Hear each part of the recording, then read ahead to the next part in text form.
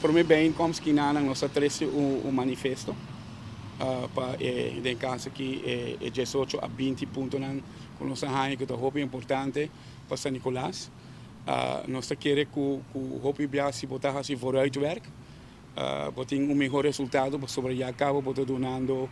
futuro governação, uma ideia de uma nos quer bem. Nós mestre landa cabeça, maneira mestre nós mestre começar a nos fair share de budget nacional, nós temos que começar na recurso natural que nós temos que começar direito a essa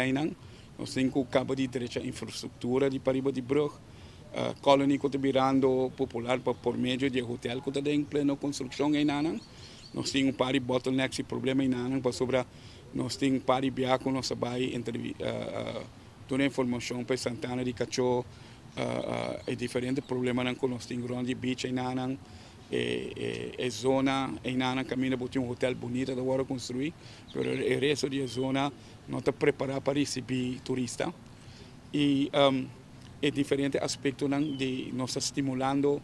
para comerciante abrir na empresa de caia principal de São Nicolás para ser aqui com uma parte de desenvolvimento também desse aqui. Nossa turma é caia de São Nicolás, então nós dividimos em 4, mas é um coração.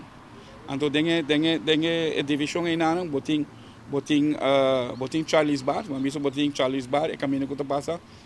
north side de Nanang, e a caia principal da Ost-West. Então parte Robes arriba, que é o Robes da arriba, turcosa links van de weg. A zona em Nanang Herschelstraat, pelo qual nós estamos concentrados para red zone area, right? Uma área caminha que nós não mestre conta com a maneira que está atualmente, com o vendedores na maneira que nós cana com a desorganizar, pero nós temos a maneira para combater essa aqui em ordem, para sobre na final do dia está sempre parte de nossa cultura, então vai estar o processo para por conosco por visto, ok,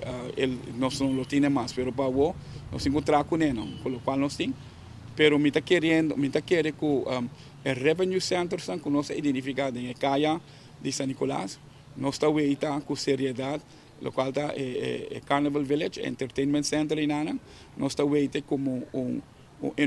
influencer mais importante para o desenvolvimento que vai estar parte de Caia.